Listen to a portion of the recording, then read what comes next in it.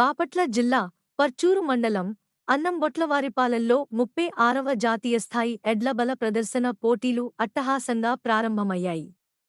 నేడు జూనియర్స్ విభాగంలో తెలుగు రాష్ట్రాల నుండి 8 ఎడ్ల జతలు పాల్గొంటున్నాయని నిర్వాహకులు తెలిపారు. సంక్రాంతి పండుగ సందర్భంగా జరుగుతున్న ఈ పోటీలు ఈ నెల 18వ తేదీ వరకు నిర్వహిస్తామని నిర్వాహకులు తెలిపారు. కోర్టులో లాగుతున్నారు జత కోర్టులో లాగుతున్నటువంటి ఎడ్ల జత